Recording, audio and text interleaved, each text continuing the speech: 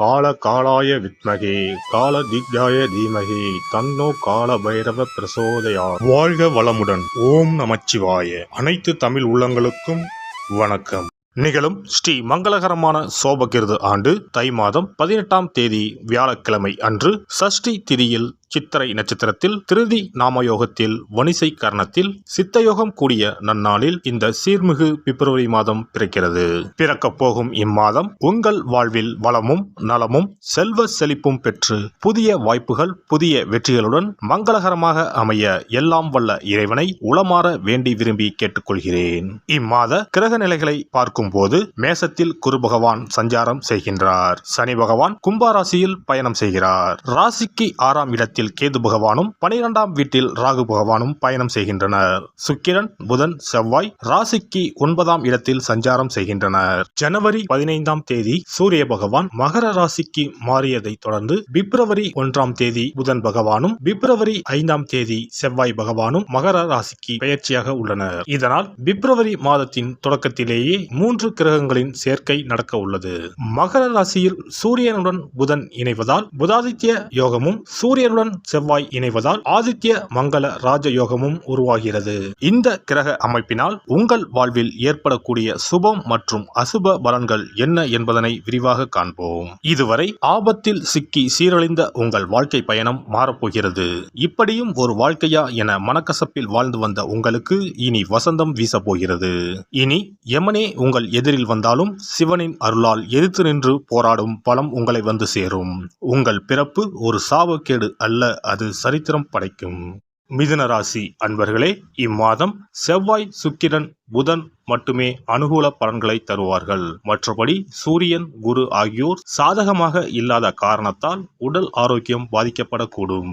அரசாங்க காரியங்கள் தாமதமாகவே முடியும். வழக்குகளால் மனதில் ஓர் அச்ச உணர்வு ஏற்படக்கூடும். ஆனால் செவ்வாய் அனுகூலமாக இருப்பதால் எதிலும் வெற்றியே ஏற்படும். எதிரிகள் பணிந்து போவர். அவர்களால் மறைமுக ஆதாயமும் உண்டாகும். எதிர்பாராத பணவரவுக்கும் வாய்ப்பு உண்டு. மாத பிற்பகுதியில் சகோதரர்களுடன் சிறு சிறு கருத்து வேறுபாடு ஏற்பட்டு சரியாகும். எடுத்த காரியங்கள் அனுகூலமாக முடியும். குடும்பத்தில் மகிழ்ச்சி நிலவும்.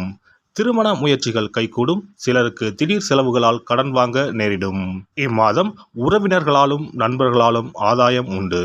அவர்களிடம் எதிர்பார்த்த உதவிகள் கிடைக்கும். சிலருக்கு திடீர் அதிர்ஷ்ட வாய்ப்புகளும் ஏற்படக்கூடும். ஆனால் உடல் நலனில் கவனம் தேவை. வாகனத்தில் செல்லும் போது எச்சரிக்கையாக இருக்கவும். உத்தியோகத்தில் வேலை சுமை அதிகரிக்கும் என்றாலும் சக ஊழியர்களின் ஒத்துழைப்பால் மிக சிறப்பாக செய்து அதிகாரிகளின் பாராட்டுக்களை பெறுவீர்கள். சிலருக்கு தடைப்பட்ட பதவி உயர்வு ஊதிய உயர்வு போன்ற பலன்கள் கிடைக்கும். தொழில் வியாபாரம் சுமாராகத்தான் இருக்கும். சக வியாபாரிகளால் சில பிரச்சனைகள் ஏற்பட்டு நீங்கும். அரசாங்க வகையில் எதிர்பார்க்கும் லைசன்ஸ் போன்ற விஷயங்கள் கிடைப்பதில் தடை தாமதம் ஏற்படக்கூடும்.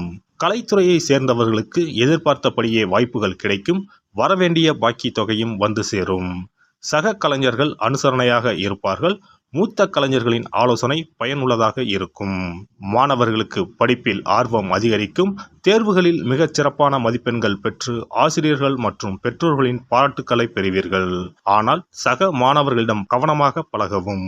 குடும்பத்தை நிர்வகிக்கும் பெண்மணிகளுக்கு குடும்ப சூழ்நிலை மகிழ்ச்சி தருவதாக இருக்கும்.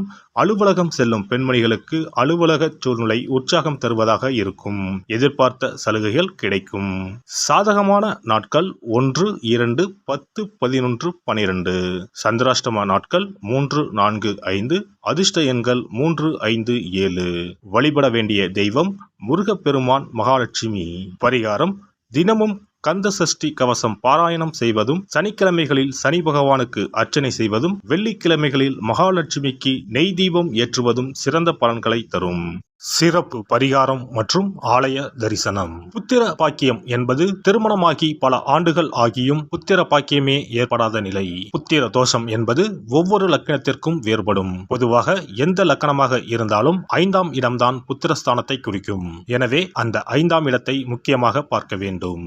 சேர்த்து வைத்த புண்ணியம்தான் குழந்தையாக பிறக்கும் என்று பழமொழி உண்டு. அந்த வகையில் 5ஆம் இடம் பூர்வ புண்ணியஸ்தானமாகவும் திகழ்கிறது. தாய்மாமன் தாய்வழி உறவுகள் ஆகியவற்றை குறிப்பதும் 5ஆம் இடம்தான். 5ஆம் இடத்தில் பாவக்கிரகங்கள் அதாவது ராகு, செவ்வாய், சனி அல்லது சூரியன் அமர்ந்தால் ஒரு சிலருக்கு குழந்தை பாக்கியம் இல்லாமல் போகும் அல்லது தாமதமாக கிடைக்கும். ஒருவேளை 5ஆம் இடத்தில் உள்ள பாவக்கிரகங்களை சுப கிரகங்கள் பார்த்தால் குழந்தை பாக்கியம் கிடைக்கும் என்பது நம்பிக்கை. இனி புத்திர பாக்கியம் பெறுவதற்கான ஆலய வழிபாடுகளை பார்ப்போம். செவ்வாய் பகவானின் அம்சமாக கருதப்படும் முருகப்பெருமான் வழிபாட்டை தவறாமல் செய்பவர்களுக்கு நிச்சயமாக புத்திர பாக்கியம் கிடைக்கும். குரு பகவான் வீற்றிருக்கும் தலங்கள் அனைத்தும் சிறப்பு வாய்ந்தவைதான். ஆலங்குடி குருஸ்தலம், திட்டை குருஸ்தலம் சிறப்பான பலன்களை கொடுக்கும் ஆலயங்களாகும்.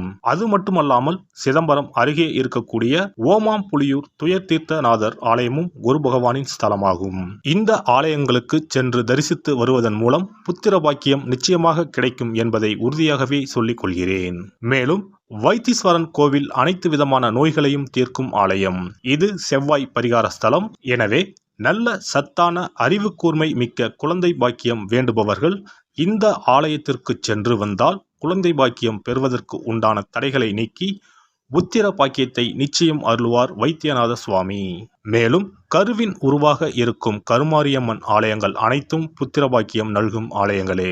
சமயபுரம் மாரியம்மன், திருவேற்காடு கருமாரியம்மன் போன்ற ஆலயங்கள் அனைத்தும் சிறப்பு வாய்ந்தவையே. அதேபோல் திருச்சிக்கு அருகில் உள்ள திருப்பட்டூர் பிரம்மா ஆலயம் பிறவி பயனை அனுபவிக்க செய்யும் ஸ்தலம். திருப்பட்டூர் பிரம்மாவிடம் வேண்டுதல் வைக்க குழந்தை பாக்கியம் கிடைக்கும். திருச்செங்கோடு அர்த்தநாரீஸ்வரர் ஆலயம் புத்திர பாக்கியத்தை அருளும் முக்கிய ஸ்தலம். குருவாயூர் கிருஷ்ணர் ஆலயமும் ஸ்ரீரங்கம் ரங்கநாதர் ஆலயமும் குழந்தை பாக்கியத்திற்கு வழிகாட்டக்கூடிய வழி கிடைக்கக்கூடிய அற்புத திருத்தலங்கள். இந்த ஆலயங்களில் துலாபாரம் என்னும் வேண்டுதல் வைத்து வந்தால் குழந்தை பாக்கியம் உடனே கிடைக்கும். குழந்தை பேறு பெற்ற லட்சக்கணக்கான பேர் இங்கு வந்து நேர்த்தி கடன் செலுத்துவதை தினந்தோறும் காணலாம். அதேபோல் அத்தி மரத்தை நட்டு வளர்த்து வருவதும் அத்தி மரத்தை பேணி காப்பதும் குழந்தை பாக்கியத்தை தரும். தான தர்மங்களும் புத்திர பாக்கியத்தை தரும். அக்கம் பக்கம் உள்ள குழந்தைகளுக்கு உணவு வழங்குதல், இனிப்புகள் வழங்குதல் போன்ற செயல்கள் புத்திர பாக்கியத்தை தரக்கூடியதாகும். துர்க்கை வழிபாடும் முருகப்பெருமான் வழிபாடும் சிறந்த பரிகார முறைகள். அதிகாலை நேரத்தில் அரச மரத்தை 48 முறை சுற்றி வருவதன் மூலமும் குழந்தை பாக்கியம் நிச்சயம் உண்டாகும். எறும்பு புற்றுக்கு வெல்லம் பொட்டுக்கடலை கலந்து தருவதால் 1000 பேருக்கு அன்னதானம் செய்த பலன் வந்து சேரும். கர்ப்பிணிகளுக்கு அவர்கள் விரும்புவதை வாங்கி கொடுத்து அவர்களை மகிழ்ச்சிப்படுத்துவதன் மூலம் அவர்களுடைய ஆசீர்வாதம் கிடைக்க பெற்று குழந்தை பாக்கியம் கிடைக்கும் என்பது உண்மை. புத்திர தோஷம் உள்ளவர்கள் முதியோர் காப்பகங்களில் உள்ள முதியோருக்கு உணவு உடை வழங்கி அவர்களின் ஆசியை பெற்றால் புத்திர பாக்கியம் கிடைக்கும். மேற்கண்ட ஆலய பரிகாரங்களை முறையாக செய்து நம்பிக்கையோடு வணங்கி வந்தால் குழந்தை பாக்கியம் நிச்சயம் கிடைக்கும். எல்லாம் வல்ல இறையருளால் நீங்களும் உங்கள் அன்பு குடும்பமும் உடல் நலம், நீலாயுள், நிறை செல்வம், உயர் புகழ், மெய்ஞானம் ஓங்கி வாழ்க வளமுடன். இந்த வீடியோ உங்களுக்கு பிடிச்சிருந்தா லைக் பண்ணுங்க, ஷேர் பண்ணுங்க அண்ட் சப்ஸ்கிரைப் பண்ணுங்க. பக்கத்துல இருக்க பெல் ஐகானை கிளிக் பண்ணுங்க. நன்றி, வணக்கம், வாழ்க வளமுடன்.